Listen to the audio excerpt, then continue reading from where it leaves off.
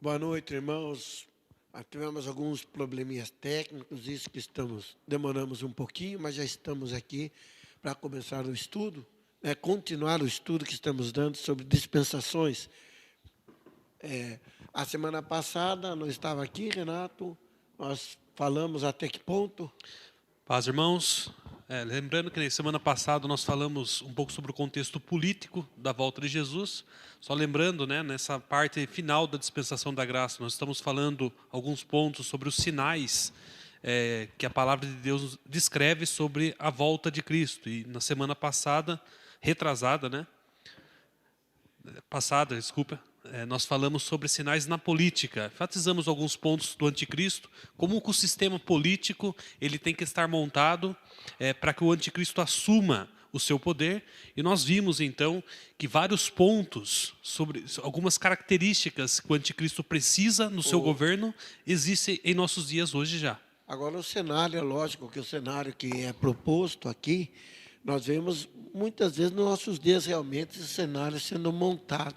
Isso não é desde agora, tudo faz parte. Desde quando começou a globalização, já está dentro desse contexto aí, né? Mas nos nossos dias tem realmente se intensificado, nós vemos um cenário muito propício para que as coisas realmente aconteçam. E assim como foi falado na aula passada, sobre assim como a gente vive a iminência do arrebatamento, nós também vivemos, o mundo vive a iminência do aparecimento do anticristo. Então, o cenário está tão pronto a ponto disso. Então, está tudo pronto. Então, também existe essa iminência de que a qualquer momento a igreja vai ser arrebatada e o anticristo vai ser manifestado ali como homem da iniquidade, né?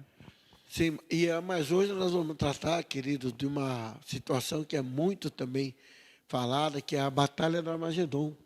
Batalha do Armagedon é uma batalha que ocorre dentro do período da tribulação.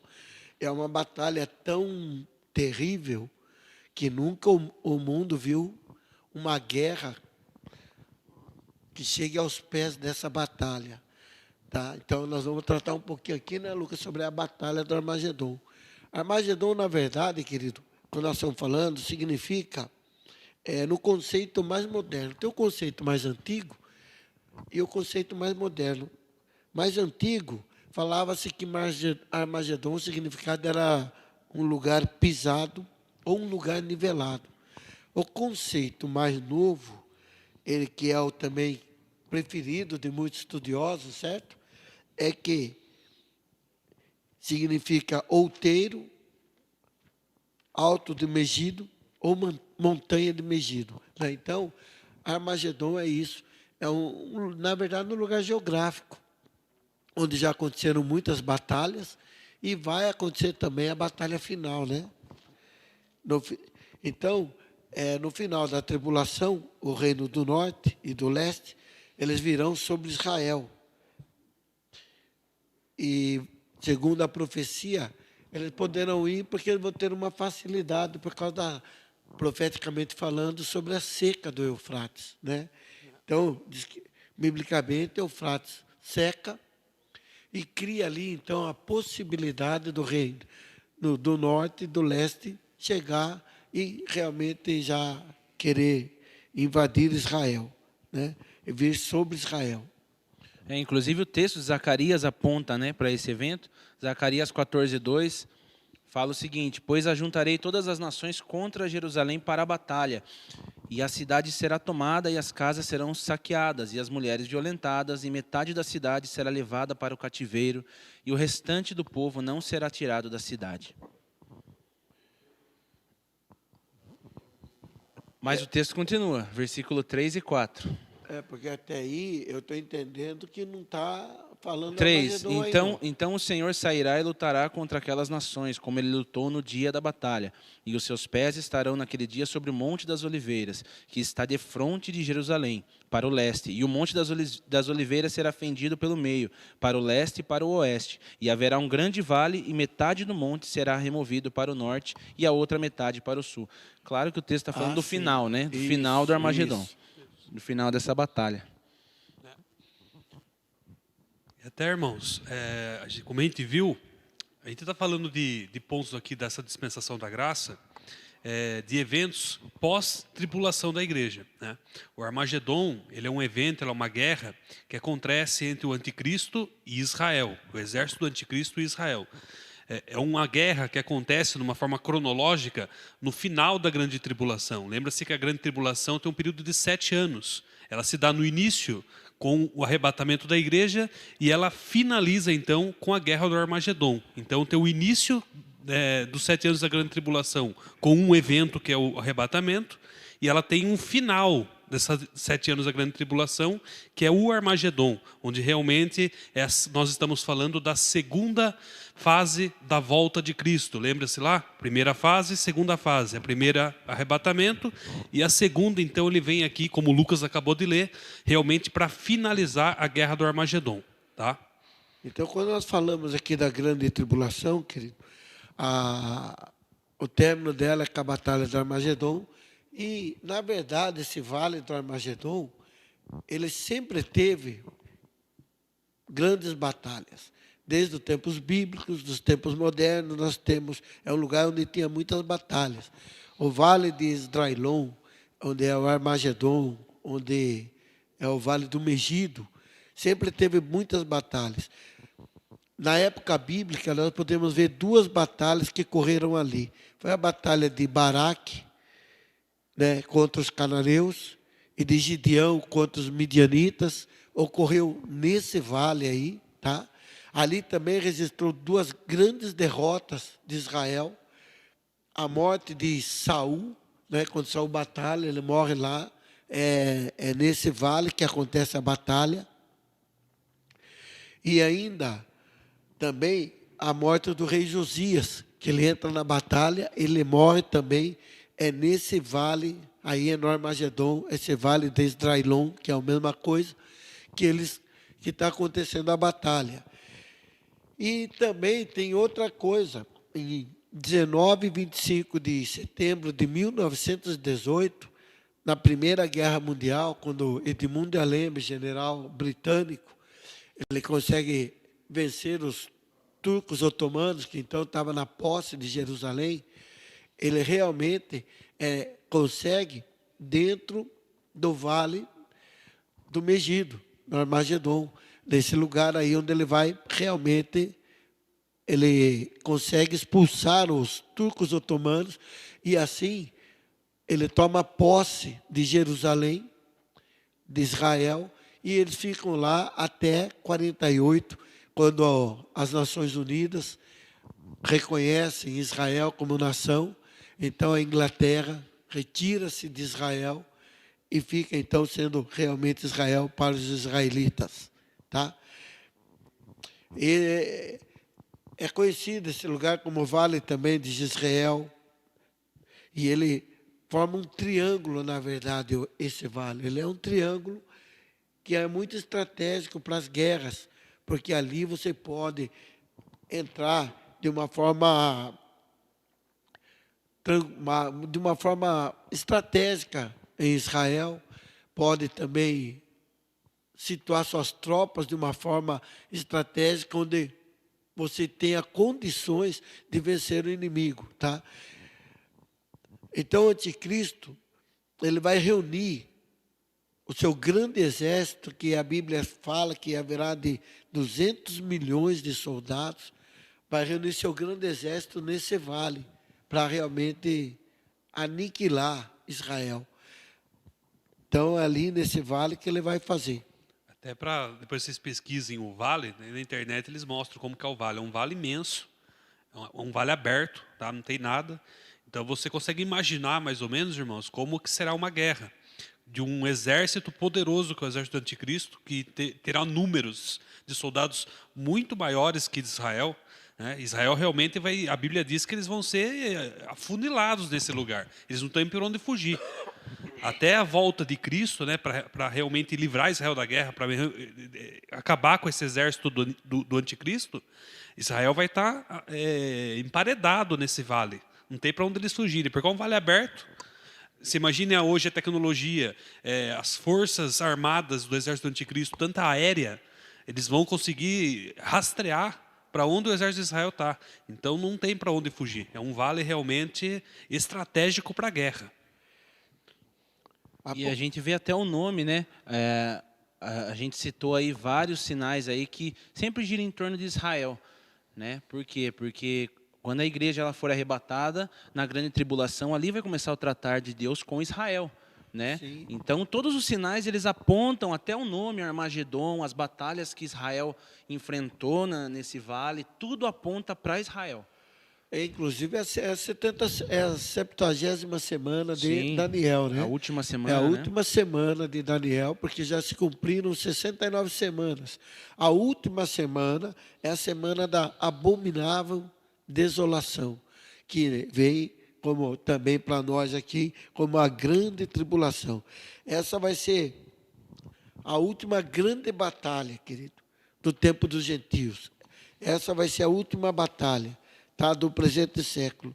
E ela tem essa profecia, como ela acaba, linkando com Daniel, que é quando aquela pedra é cortada e derruba, então me fugiu a estátua, ela está falando realmente aqui também do Armagedon, tá? Quando o Senhor vai intervir nessa batalha. Mas Apocalipse 16, 13 a 16, se Lucas, você pode ler para nós, Lucas? Você vai ver o texto bíblico que fala sobre essa batalha do Armagedon. Alguns dizem que haverá tanto sangue nessa batalha que chegaria à altura do queixo de um cavalo. Mas é lógico que pode ser figurado. É 16, 13, né? Isso. Fala o seguinte: e eu vi 3 espíritos imundos, semelhantes a rãs, saírem da boca do dragão, e da boca da besta, e da boca do falso profeta. Porque eles são espíritos de demônios, operando milagres, os quais vão ao encontro dos reis da terra e de todo o mundo, para reuni-los para a batalha do grande dia do Deus Todo-Poderoso. Eis que eu venho como ladrão. Abençoado é aquele que vigia e guarda as suas vestes, para que não ande nu. E eles vejam sua vergonha. E eles não vejam sua vergonha. E eles os reuniu em um lugar que na língua hebraica se chama Armagedon. Olha, então, está vendo? O texto bíblico fala onde se dará a última batalha. Inclusive, se não me engano, se não me falha a memória, parece que eu vi qualquer coisa, Renato, Lucas, pode me corrigir se eu estiver errado, que alguma notícia sobre o rio Eufrates secando. Sim. Né? Eu também vi isso aí. Você viu isso Sim. daí também? E agora essa seca, é uma coisa do meio ambiente? Não, querido. Tem profecias bíblicas que falam, quando chegasse no final dos tempos, a seca do rio Eufrates. Porque essa seca do rio Eufrates vai propiciar para o reino do norte e do leste e subir contra Israel. Lógico que é uma coalizão liderada por anticristo para exterminar Israel. E como nós falamos aqui, esses 200 milhões também aqui, sabe? Que fala que será uma batalha sangrenta jamais vista em toda a humanidade. Diversos exércitos do mundo estarão lá. Eu não sei se o Brasil vai estar lá. A esperança até que nem esteja, né? Mas a verdade é que haverá exércitos de todo mundo lá, sabe? Não sabemos se todos os exércitos do mundo, mas vai ter uma representação maciça de exércitos ali contra Israel. E sabe, querido, às vezes você pode pensar, nossa, mas como isso vai ser possível? Eu não vejo, né, essa coisa do antissemitismo, né? Isso aí eu não vejo aqui, mas isso é uma realidade que, quando a gente olha ao nosso redor, quando a gente olha para a sociedade, quando a gente olha para as políticas internacionais, a gente vê isso. Ainda nas entrelinhas, muitas vezes, mas isso é claro, existe sim, o antissemitismo existe. Então, isso não acabou com Hitler. Quando você estuda até mesmo a Segunda Guerra Mundial, eu vi um documentário uma vez falando sobre o genocídio dos judeus, que não aconteceu só na Segunda Guerra, acontecia muito antes, em outros países ali já acontecia. Então, não foi um fato isolado, não é algo pontual na história. Isso aconteceu ao longo dos anos. A gente vê Israel desde o ano 70, lá depois de Cristo, quando Israel foi disperso entre as Sim, nações, a a gente vê essa diáspora. perseguição a todo momento, né, durante a história. Olha, quando profetiza, quando não sei se Ezequiel profetiza, a profecia dele fala de duas dispersões. Uma dispersão que era para a Babilônia, ficou 70 anos, né? E lá não fala que seria uma dispersão para toda a terra, por toda a terra. Mas a profecia, no mesmo livro, outra profecia, quando fala da dispersão, já fala que espalharei por toda a terra. Essa profecia se cumpriu em 70, depois de Cristo, quando o general Vespasiano, né, general Tito, filho do imperador Vespasiano, sitiou Jerusalém e ali, então, ele realmente massacrou os judeus e os judeus fugiram espalhados, então, por todo o mundo. Voltaram só 14 de maio de 1948, ou se for no calendário judaico, 5 de Iyar de 5.748. Tá? Foi nos nossos dias, então, a gente vê cumprir uma profecia. Quando Isaías diz, poderia nascer uma nação em um só dia? Aí o profeta, o Senhor responde, né? Eu farei isso. Então, quando essa profecia de Isaías se cumpriu? Se cumpriu exatamente dia 14 de maio de 1948, quando Israel nasce como nação. Tá? Até mesmo a figueira, quando Jesus fala, quando a figueira florescer, ali, naquele texto que ele fala, a figueira floresceu exatamente em maio de 1948. E como ele sabe, pastor, que figueira representa Israel? Não é invenção nossa, querido. A Bíblia cita no versículo que Israel, que a figueira é como símbolo de Israel. Fala como os filhos de Israel, como figueira. Então, é um símbolo muito usado de figueira como símbolo de Israel. E fato interessante, né, pastor, que um brasileiro que deu o voto final ali, né? Ah, sim, Oswaldo Aranha, ele trabalhou muito para que esse fato acontecesse, né? Trabalhou arduamente. Inclusive, quando você vai a Israel, Oswaldo Aranha, ele tem ali um memorial como de pessoas de reconhecimento por aquilo que ele fez pela nação de Israel. Agora, quando nós lemos lá em Apocalipse 19, 16, é que nós vemos que vai arregimentar o anticristo uma quantidade de soldados jamais vista. 200 milhões de soldados. Lê para nós aí, Lucas. É 19 e 16 mesmo? É 9, 16. Ah, 9, perdão. Desculpe. Tá aqui.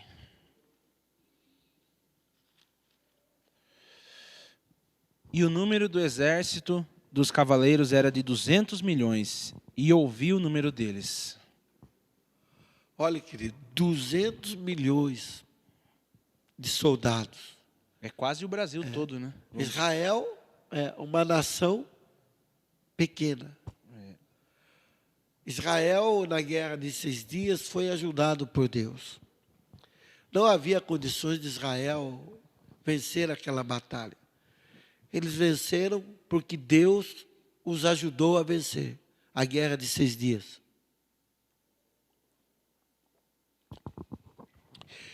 E no meio dessa batalha, quando Israel está sendo praticamente dizimado, é que o Senhor Jesus voltará com seus exércitos celestiais e derrotará o exército terreno.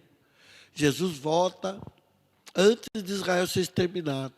Jesus volta e ele é aquele que vai vencer a força do anticristo. No meio dessa batalha ele volta. Está lá Apocalipse 19, lê para nós aqui. É o 19, 11. 21. Pode falar, Renato. E eu vi, 19:11. E eu vi o céu aberto, e eis um cavalo branco, e o que estava sentado sobre ele era chamado de Fiel e Verdadeiro, e com justiça julga e guerreia. Agora, vale a pena ver que esse é Jesus. Sim. De Apocalipse 19 é Jesus. Apocalipse 6, aquela figura não é Jesus. É o primeiro selo. Né? Que é o primeiro selo. Então, às vezes, até mesmo abrindo um parênteses aqui, é importante você que está nos assistindo ter essa informação. Apocalipse 6, aquele do cavalo branco, aquele lá não é Jesus. Agora, esse do capítulo 19, realmente é o Senhor, é o Senhor Jesus. Pode continuar para nós, Lucas. E o 12 já deixa claro isso, né? Então- Seus olhos eram como chama de fogo, e sobre a sua cabeça havia muitas coroas. E ele tem um nome escrito que nenhum homem conhecia, senão ele mesmo. E ele estava vestido com veste banhada em sangue, e o seu nome é chamado de a Palavra de Deus. Olha aí. Então, aí não deixa dúvida que é Jesus, né, Sim. Renato? É muito claro. Você vê que o Apocalipse ele toma muito cuidado com essas coisas, irmãos, porque tem interpretações erradas por causa dessa má atenção na hora da leitura. Mas quando se trata de Cristo, realmente, João ele enfatiza as características aqui, né? Para não ter dúvida que realmente quem vence a batalha e quem vem derrotar realmente, finalizar o Armagedon, colocar o anticristo como derrotado, realmente acabar com a guerra, é Cristo. Então ele faz questão de dar as características de Cristo, mostrando que é Ele que realmente vem para vencer, né? Coisas que o Apocalipse 6, o cavalo branco, ele somente cita o cavaleiro branco, mas ele não cita nenhuma característica de Cristo ali, para evidenciar ele, né? Não tem isso. Então, agora o morticínio que vai acontecer nessa batalha, querido, é algo indescritível. É algo que o mundo realmente não viu. É algo que é bom você olhar sua vida com Deus, ficar firme com Jesus, subir com Ele para a glória, porque a Bíblia fala, ai dos que habitam na terra. Então, o morticínio será indescritível. Lê para nós Apocalipse 14, 20, Lucas. Veja o que diz a palavra aí. 14, 20. E o lagar foi pisado fora da cidade, e saiu sangue do lagar até as rédeas dos cavalos, pelo espaço de 1.600 estádios. Olha aquilo que eu disse, né, que a virilha cega até o queixume do cavalo, as rédeas do cavalo ficam no queixo. Então, aí ele está mostrando o quanto será sangrenta e cruel essa batalha. É coisa que o mundo não viu, querido. Guerra é triste, batalha é triste, sabe? Mas é o que está aí. 19, 17, 18 também fala alguma coisinha. Lê para nós aí, Renato. 19, 17 e 18.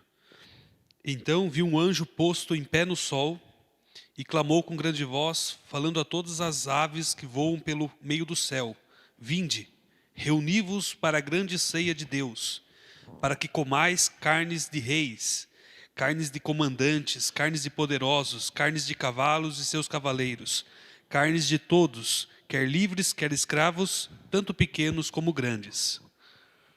Então, aí você vê como os animais, as aves, é lógico que vão devorar carnes humanas ali, tá, querido? Então, para você ter uma noção do que será essa batalha. Agora, uma coisa que o Lucas falou aqui, o Renato, que eu acho que é relevante tocar, porque ele disse sobre a questão da igreja. A igreja não estará aqui. Onde estará a igreja? A igreja ela é arrebatada 7 anos antes, né, aproximadamente 7 anos antes do Armagedon acontecer. O Armagedon acontece no final da grande tribulação. A igreja foi arrebatada antes do início da grande tribulação. Ou seja, a igreja não vai estar aqui no meio dessa batalha. A igreja vai estar no céu. E lá no céu né, Lucas? É isso que nós estávamos conversando. O que vai estar acontecendo lá no céu, Lucas? Então, a igreja ela vai estar passando pelas bodas do Cordeiro, né? E a gente vê isso claro ali, é uma relação clara ao casamento, à cerimônia judaica, né?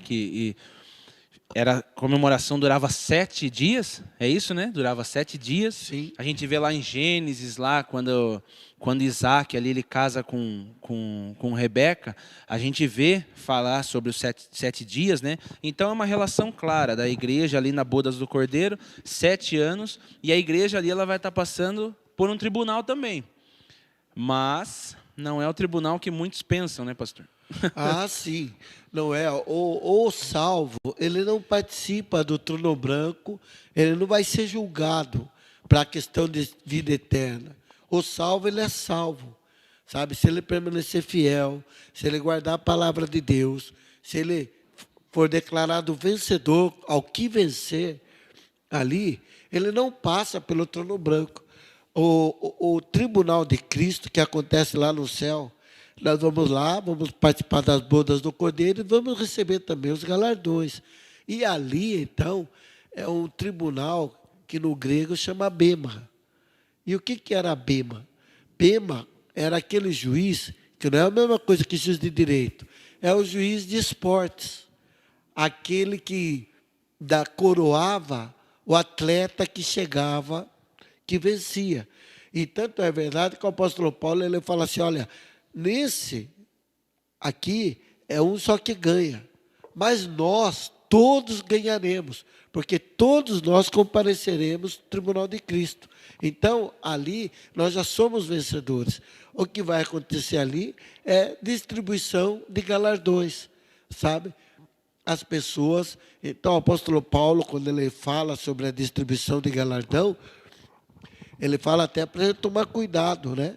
Porque lá em 1 Coríntios 3, ele diz que nós devemos mandar para o céu ouro, prata, outros mandam madeira, mandam feno, pedras preciosas, porque tudo vai ser provado pelo fogo.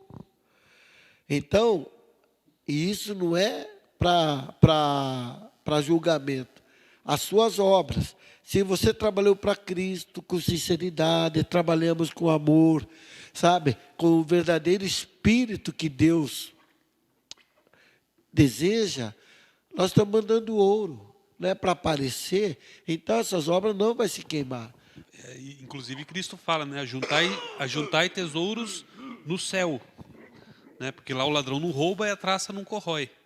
Então, exatamente isso. Cristo ele está enfatizando que aqueles que forem salvos, ele incentiva, ajunte tesouros nos céus, porque quando você participar do bema, do tribunal de Cristo, você vai realmente receber o galardão que você juntou nos céus. E olha o que diz aqui, o apóstolo Paulo fala assim, se lê para nós, 1 Coríntios 3, que a minha voz está ruim, Lucas, por favor. 3. Aqui. Pode ler a partir do 11. Porque nenhum homem pode pôr outra fundação além do que já está posto, o qual é Jesus Cristo. Agora, se algum homem sobre este fundamento edificar de ouro, prata, pedras preciosas, madeira, feno, restolho, a obra de cada homem se manifestará, pois o dia a declarará, porque esta será revelada pelo fogo, e o fogo provará o tipo da obra de cada homem. Leu 14. Se a obra que algum homem edificou permanecer, ele receberá uma recompensa. Está falando de galardão. Leu 15. Se a obra de algum homem for consumida, ele sofrerá perda, mas ainda assim ele será salvo, como pelo fogo. Olha só, então, veja bem, ele trabalhou, mas a obra dele queimou tudo. Deus não vai mandar ele para o inferno, ele vai continuar no céu, certo? Só que foi tudo em vão. Agora, se a pessoa trabalhou realmente com afinco, fez as coisas do jeito que é para fazer, então as obras dele não vão se queimar, vai ser provada, tá? E aí ele vai receber o galardão. Então é muito claro que o que está falando é sobre os galardões aqui. Quem recebeu Jesus, quem vive em Jesus, quem tomba com Jesus não participará do trono branco.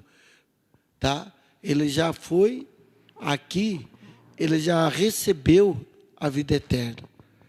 É isso que Jesus fala: aquele que vive e crê em mim não entrará em condenação, mas passou da morte para a vida. Então, quando essa questão, Lucas, eu não sei se nós estamos conseguindo deixar claro, que a tribulação 7 anos, a igreja é arrebatada, o Renato já bateu bastante nessa tecla, a igreja vai para o céu, lá acontecem as bodas do Cordeiro, tá? E acontece também a entrega de galardões. É interessante que quando você lê, Paulo fala que nós somos a noiva de Cristo, mas quando você lê o final de Apocalipse, fala que desceu como, não como a noiva, mas como esposa. Quando você vê Apocalipse, no final, você comentou isso nas suas aulas de Apocalipse, Renato? Sim, está comentado lá. Acho que no final do... Eu vi o novo céu, nós já vamos achar aqui, ó, a esposa do Cordeiro, 21, né? E veio a mim, você lê para nós, Lucas, a minha voz está... É o 2, né? E eu, João, vi a santa cidade, a nova Jerusalém, descendo do céu, da parte de Deus, preparada como uma noiva adornada para o seu marido. Então, lê o 9, a partir do 9. 9, versículo 9. E veio a mim um dos 7 anjos, que tinha as 7 taças, cheias das 7 últimas pragas, e falou comigo, dizendo: vem aqui, mostrar-te-ei a noiva, a esposa do Cordeiro. Está vendo? Então, agora, aconteceu as bodas. Agora, realmente, é uma coisa tão profunda, porque não haverá mais separação. Haverá uma união entre Cristo e a igreja. Tá? Enquanto você está aqui, você é noiva de Cristo. Eu já vi noivado terminar. Né? Sim. Casamento aqui na terra termina, mas o casamento com o Cordeiro não vai terminar. Tá certo? Então a gente vê que a Bíblia ela não entra em confusão. Ela fala, acontece as bodas do Cordeiro. Bodas, realmente, as bodas de Caná, o casamento de Caná. A boda do Cordeiro. É o casamento. Não imagina o casamento como é aqui nessa terra, né, Lucas?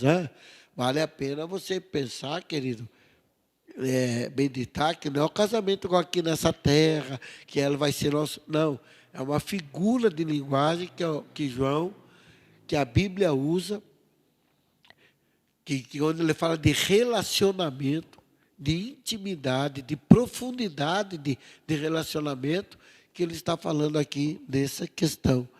Então, aí é o mais profundo relacionamento de Cristo com o ser humano. Tá? Começa ali no Éden e vai discorrendo o tempo. Quando chega no final, existe a profundidade tão grande de um relacionamento que só o ser humano pode ter com Deus, com Jesus.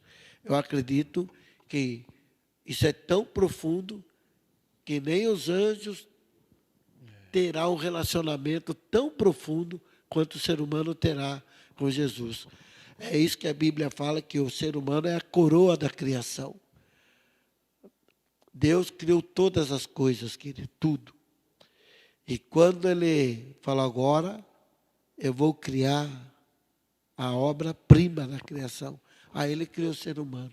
Alguns dizem, Lucas e Renato, que a rebelião no céu, alguns teólogos dizem, começou aí. Satanás, ele tem o sonho de ser semelhante ao Altíssimo. É isso que diz a profecia. Eu subirei tal, e serei semelhante ao Altíssimo. Ele não estava contente com o que ele era. Ele era o serafim, querubim ungido, andava entre pedras afogueadas, coordenava toda a adoração do céu. Alguns teólogos falam que quando o próprio movimento dele ao reger a orquestra já emitia louvores de adoração. Mas Alguns sugestionam que quando ele viu que Deus criaria o homem segundo a sua imagem e semelhança, foi quando ele começou o motim do céu. É quando ele é precipitado do céu. Porque a criação do homem estava já no coração de Deus, a redenção do homem estava no coração de Deus, antes da criação do universo. Mas o ser humano foi a última obra criada por Deus. Foi a coroa da criação. Né? E a gente vê essa intimidade, né? Esse relacionamento que a gente vai ter quando Paulo ele fala, eu não lembro a referência, mas Paulo ele fala que hoje em parte nós o conhecemos, né? Mas chegará o dia que, assim como ele nos conhece, nós também o conheceremos. Então ali está a profundidade, né? A dimensão desse relacionamento, né? Do ser humano com Deus. Exatamente. Então, é algo que nós não conseguimos imaginar, pensar ainda. Por mais que você tente, você não consegue. Mas uma coisa é notória. Deus, quando criou o ser humano, e nenhum outro ser criado, Deus chegou e soprou o fôlego dele. Nenhum. É como uma respiração boca a boca.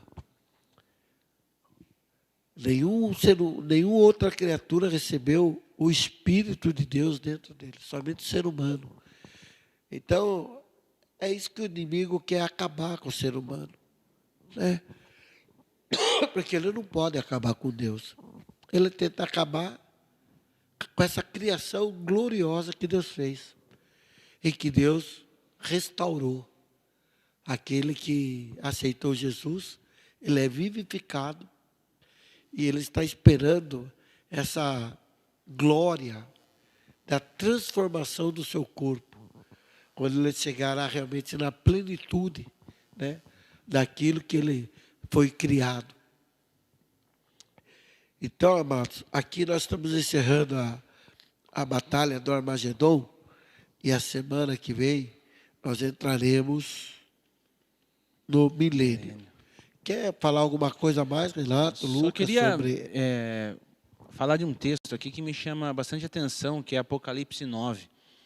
Porque quando a gente olha tudo isso que vai acontecer, todas as profecias, né, é também para que fique claro de que o pecado, o homem ele tem a escolha de falar sim ou não para o pecado. Porque olha o texto de Apocalipse 9. 9:15 fala o seguinte: foram soltos os 4 anjos que estavam preparados para a hora e o dia e o mês e o ano, para matarem a terça parte dos homens. Aqui a gente está falando da matança que vai ocorrer ali no Armagedon, né? E o texto do mesmo capítulo, no versículo 20, olha o que fala: e o resto dos homens, os que não foram mortos por essas pragas, não se arrependeram das obras de suas mãos, não deixaram de adorar os demônios e os ídolos de ouro e de prata e de bronze e de pedra e de madeira, os quais não podem ver, nem ouvir, nem andar. Então aqui é para que fique claro realmente que o homem ele tem o poder da escolha. Então o pecado ele não é algo que... O homem nasce com o pecado, a gente sabe disso, mas o homem ele tem o poder da escolha. Quando ele vê ali a graça de Deus, realmente a oportunidade, a chance de realmente ser salvo, o homem ele tem o poder de dizer sim ou não. Então é para que fique claro, né? Todas essas coisas é para deixar claro de que realmente o homem ele tem o poder. E aqui o texto fala, esses homens que não foram mortos por essas pragas, né, que não estava na terça parte ali dos homens que morreram, mesmo assim eles não se arrependeram. Agora, você falando isso, ocorreu uma coisa, acho que o Renato, o Sérgio deve ter falado na semana passada. É lógico que na tribulação haverá salvação, certo? Haverá salvação, haverá pregação do Evangelho. Pastor, mas a igreja subiu, sim, querido. Mas tem muita gente que vai ficar. Inclusive, vai se arrepender. inclusive o ministério dos testemunhos começam no começo. Eles ficam 3 anos e meio pregando a palavra, Sim. instruindo o povo, falando para o povo realmente se converter, que o anticristo, que essa pessoa que eles estão adorando não é o que eles pensam que é. Só que a Bíblia fala que a maioria das pessoas não vão dar crédito para a pregação deles. E eles serão mortos. E né? serão mortos E o mundo vão vai se alegrar. celebrar, né, A a Bíblia morte fala que as deles. nações vão fazer festa Sim. por causa da morte das duas testemunhas. Porque eles vão também, querido, eles vão profetizar, não vai chover, né? Então eles vão realmente ser usados por Deus para pregar e realizar sinais e prodígios. E quando matarem esses dois, realmente o mundo vai se alegrar, né? Como o mundo se alegra quando matam cristãos. Então o perfil é sempre o mesmo. Só que depois, né? Eles estão pregando, pessoas estão se convertendo, pessoas que ficaram também vão entender, vão se arrepender, eu acredito que vão pregar. Então, quando João vê lá salvos vindo da grande tribulação, não os salvos do arrebatamento, é da grande tribulação, que se converteram na grande tribulação. Tá certo? Quer completar mais alguma coisa, Renato, Lucas? Outro ponto que eu até comentei na aula passada, né, pastor? Eu, quando era pequeno, sempre imaginava assim, né? Apocalipse é muito claro, os sinais são muito claros. Quando começar a acontecer essas coisas, os homens vão perceber, não tem como passar despercebido, e os homens vão mudar a sua atitude. Mas a gente começa a ver que Satanás, ele é tão astuto, ele planta as coisas na sociedade, que você está vendo o negócio avançando, mas o ser humano não percebe. O ser humano vai se deixando levar, vai continuando pecando, as pautas de Satanás vão avançando e o ser humano não freia. Ele não tem esse discernimento. Nem a palavra eles lembram que diz essas coisas. Então você percebe realmente que Satanás vai enganando a sociedade, tampando os olhos mesmo. Que se não for a igreja para abrir, para tirar essa venda, eles continuam sendo enganados. E começa como algo pequeno, né? O pecado é assim, né? Vem algo pequeno, um pecado aqui, outro ali, e isso vai, um abismo vai puxando o outro, e quando a pessoa vê... As pessoas não se dão conta. Debaixo de um versículo tão profundo quanto o João 3,16, você vê no 3,19 algo que chega a entristecer o coração. João 3,16 diz: Deus amou o mundo de tal maneira que deu seu Filho unigênito para que todo aquele que nele crê não pereça. Olha o que Deus fala, né?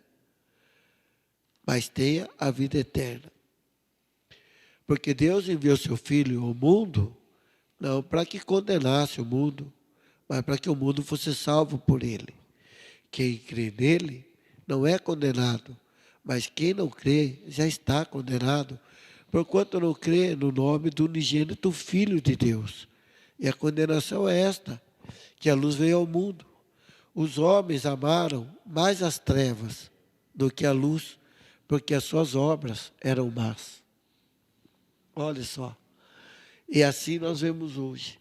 As pessoas amam o pecado mais do que a luz. Eles amam as coisas contrárias a Deus. Só Deus pode mudar o coração a ponto da pessoa aprender a amar as coisas de Deus. Para isso, a pessoa tem que receber Jesus. De verdade. Não superficialmente, né, Renato? O encontro profundo com Jesus. Aquele encontro, querido, que Deus, que ocasiona o novo nascimento. Jesus disse: se não nascer de novo, não podereis entrar no reino de Deus. Tem que nascer de novo. Esse coração onde o pecado está impregnado tem que ser tirado. E tem que dar um novo coração. E Deus começar a trabalhar. Então, você que é salvo, e às vezes já tem um bom tempo de salvo, continue se santificando. Continue cada vez mais se aproximando da verdade que é Cristo. Porque o que nós vemos hoje é que muitos estão pensando que vão para o céu,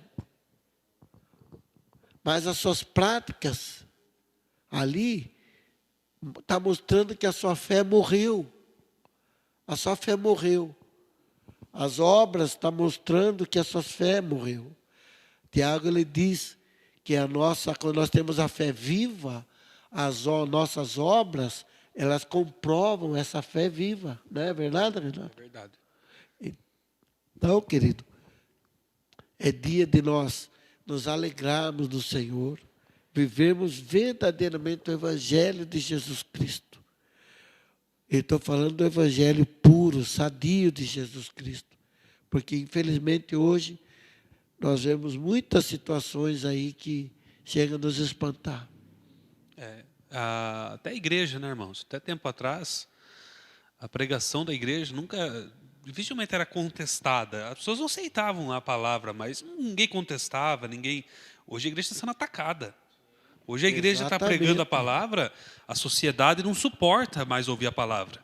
Então a igreja, aos poucos a gente vai percebendo que a igreja começa a ser perseguida numa nação que até anos atrás era totalmente livre, não tinha esse tipo de perseguição, esse tipo de questionamento. Mas hoje nós vemos que, aos poucos, a restrição da pregação da palavra vai avançando. E não só isso, Renato. Esses dias, acho que hoje eu vi, uma igreja de 180 anos nos Estados Unidos fechou por falta de membros.